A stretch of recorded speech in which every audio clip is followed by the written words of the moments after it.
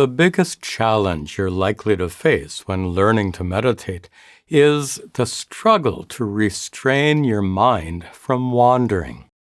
In just a few moments, your mind can stray and end up meandering in a maze of thoughts, memories, and emotions. Like when you make a wrong turn while driving and end up far from your destination. Once you lose your way, it can be difficult to get back on the right track.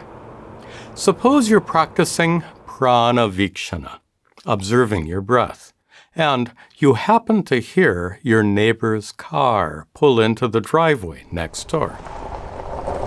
Inhale, 1, 2, 3.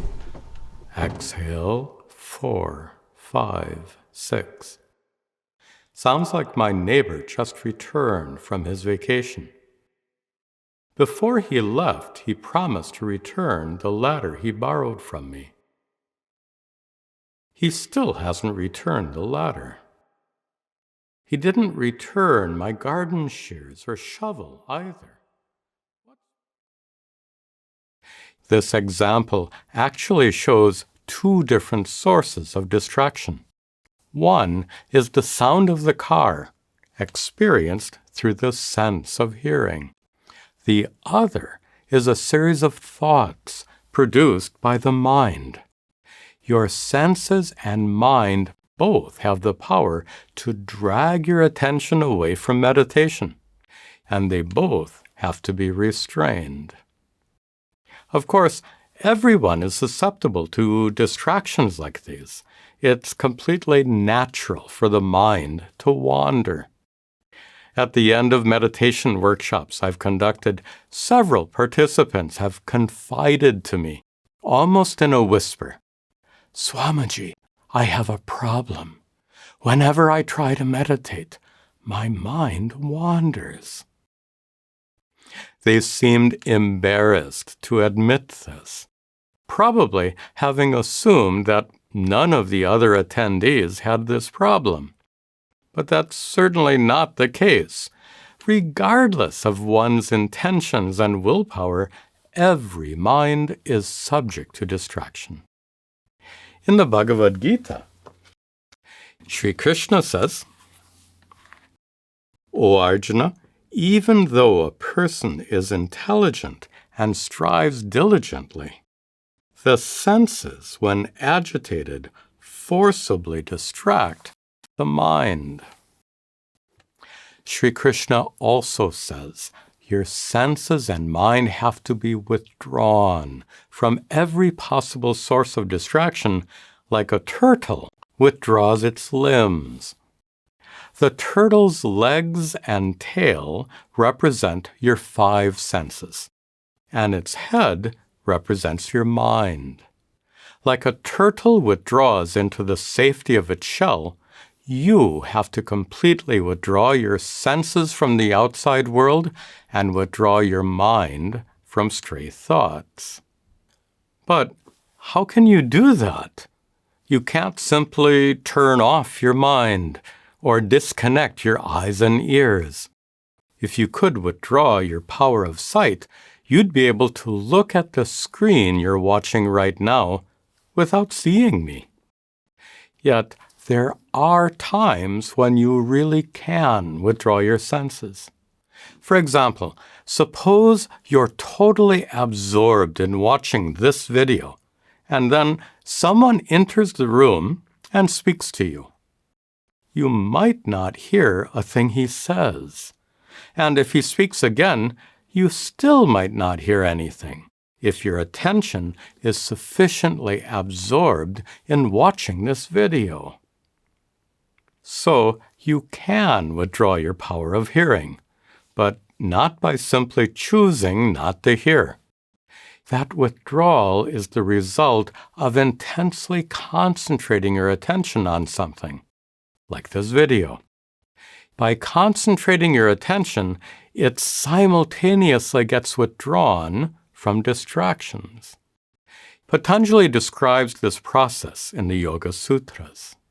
He says, "Tat pratishedhartam," to remove those distractions, the solution is abhyasaha, concentrating your attention, eka tattva, on one thing. This is a fundamental principle of meditation. Your mind and senses can be withdrawn from distractions by narrowly concentrating your attention on something, specifically on a chosen object of meditation.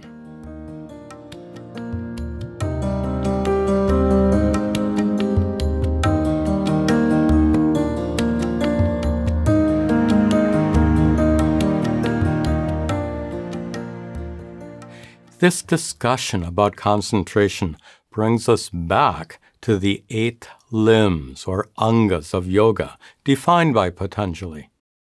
The next 2 angas, after yama, niyama, asana, and pranayama, are pratyahara, sense withdrawal, and dharana, concentration. As we just saw, sense withdrawal is accomplished by means of concentration. So these 2 angas are like the 2 sides of a coin. They're inseparably connected. Here's a modern-day example. Suppose you go outside at night with a flashlight that has an adjustable lens. With the lens turned in one direction, the flashlight casts a wide beam of light, illumining everything in a broad area in front of you. But when you turn its lens the other way, the flashlight casts a narrow, highly focused beam of light that illumines only one small spot. The wide beam of light represents a general or broad state of attention. Your mind has the capacity to be aware of many things simultaneously. That's especially important in certain situations, like when you're driving on a crowded highway and you need to be constantly aware of vehicles all around you. A wide scope of attention is absolutely necessary for driving. But that same wide scope of attention becomes a problem sometimes. Like when you're trying to thread a needle, or study a textbook, or practice meditation. A wide scope of attention makes you more subject to distraction. For some activities, like meditation, you need to restrict or narrow your scope of attention. When a flashlight's beam is sufficiently narrow, it illumines one thing, and that thing alone. Everything else outside the beam is plunged into darkness. In the same way, when your attention is sufficiently concentrated, when it's narrowly focused on one and only one object, then distractions fade away. Like this flashlight, your power of attention is also adjustable. It can be wide or narrow. Of course, it's much easier to twist the lens of a flashlight than it is to narrowly focus your attention. This flashlight has another advantage. After you adjust its lens, its beam remains fixed, and no further adjustments are necessary. On the other hand, after you narrowly focus your attention, over a period of time, it can grow wider and wider, allowing your mind to wander once again. Constant effort is needed to maintain the narrow focus of your attention. At first, it might be difficult to maintain that kind of narrow focus, but you can certainly develop this ability. As we discussed in the introduction to this course, meditation is a skill that's learned like any other skill. You just need proper instruction and enough practice. Instructions are provided by the exercises later in this chapter. The practice involves following a simple principle, and that is, Each time your mind wanders away during meditation, just bring it back.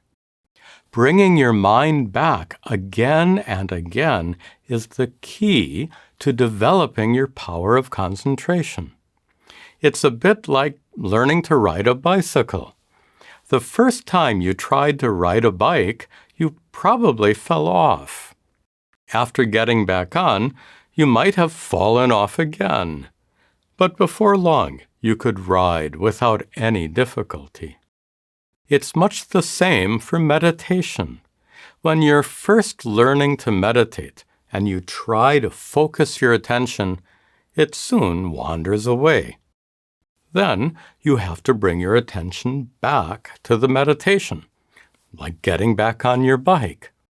Each time your attention wanders, just bring it back again and again, as often as necessary. Sri Krishna gives this same advice in the Bhagavad Gita. Yato yato nischalati manaha, from wherever your mind might wander, chanchalam asthiram, being restless and unsteady, tatas tato niyamyai tata, bring it back again and again. Atmanyeva vasham nayet, restrain it, keeping it within. In a manner of speaking, you learn to ride a bicycle by getting back on each time you fall off.